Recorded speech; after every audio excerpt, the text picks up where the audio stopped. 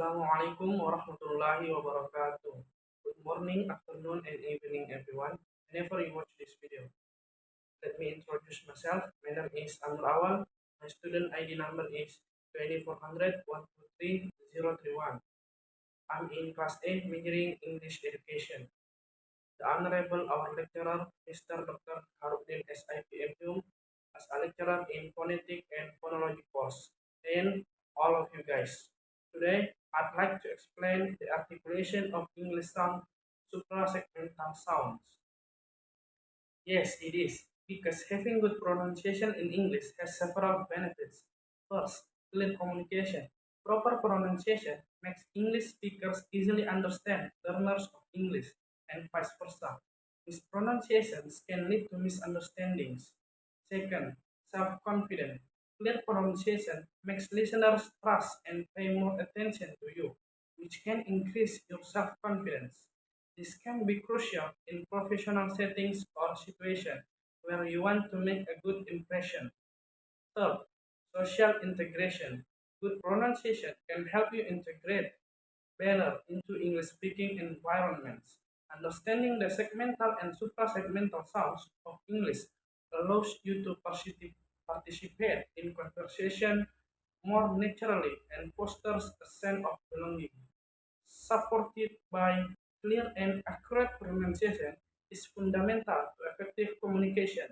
It ensures intelligibility, fosters trust and confidence, and allows speakers to integrate seamlessly into social settings. Patrick Griffiths, 2018, adapted from Principle of Speech Perception Theory, Communication Accommodation Theory, and Social Identity Theory.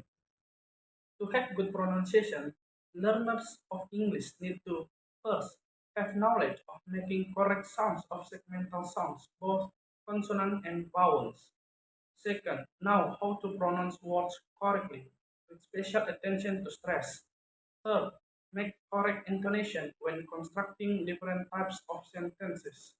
All aspects can be obtained in two ways. First, by learning.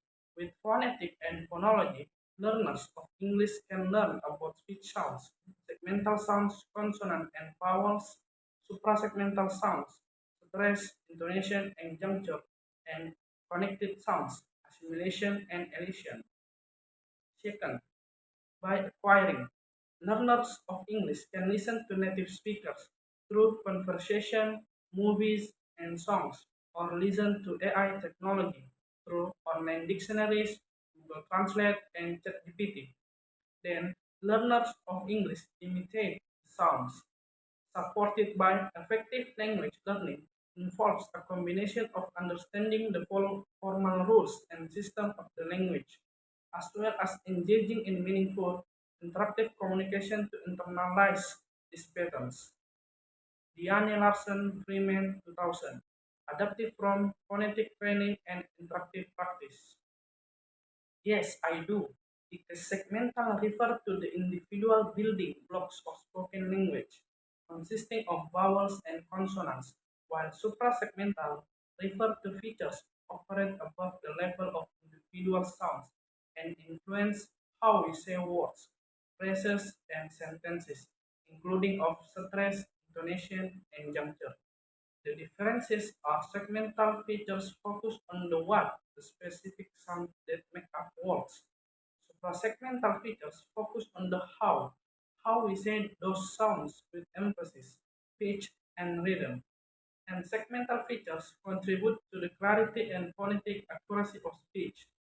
Suprasegmental features provide important cues for meaning, emotion, and emphasis in spoken language, supported by suprasegmental features such as intonation and stress play a crucial role in conveying meaning and pragmatic information in spoken language, where segmental features primarily focus on individual speech sounds and their phonetic properties. Peter Ledford, 2001. I think that is true. According to Pallawa BA 2013, the differences from the perspective of articulatory phonetics are first, some English sounds do not exist in Indonesia sound system. For example, a, a, va sa, za. Second, sound exists in L1 and L2 have different phonetic features. Ba, da, ga, za, sa, ja, ja do not exist in the final position of the word of Indonesia. Phonemic features pa, ta, ka are never aspirated in Indonesian words wherever they occur. Phonemic feature ra is never pronounced clearly in English, but in Indonesia always articulated clearly wherever it occurs in the words.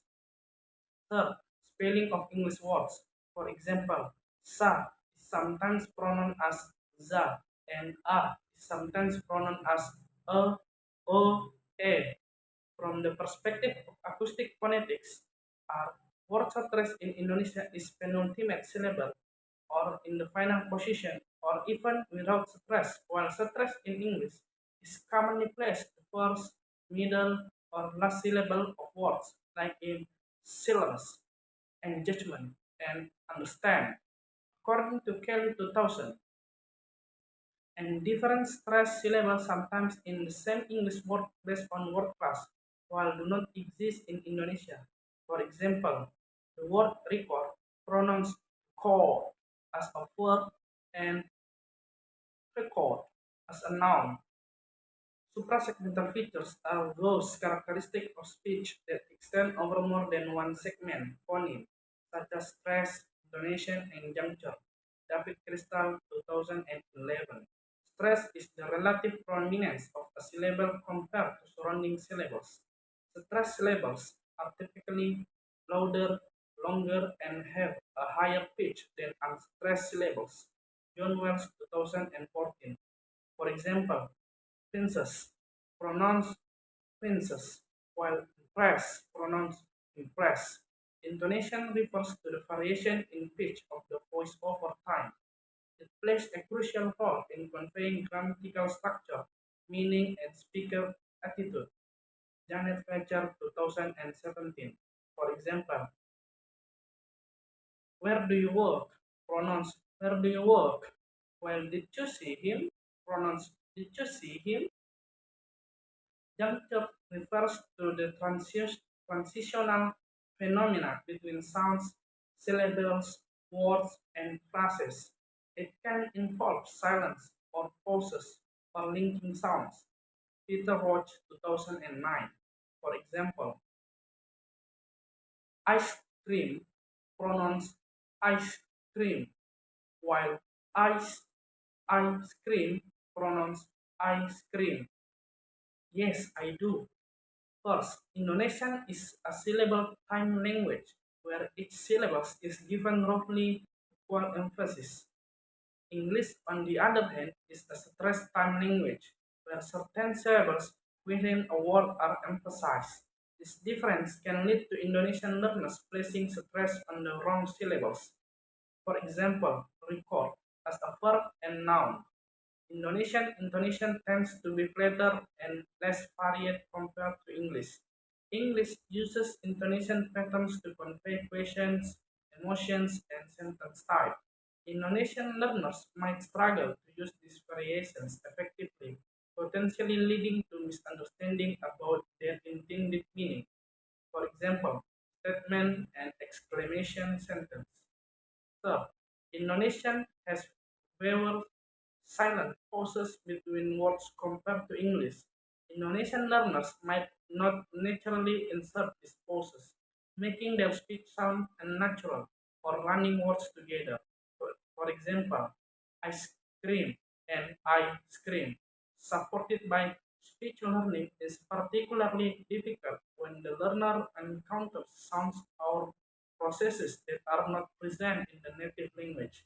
This can lead to difficulties in perception, production, and comprehension. Arthur Yenicombe, 1976.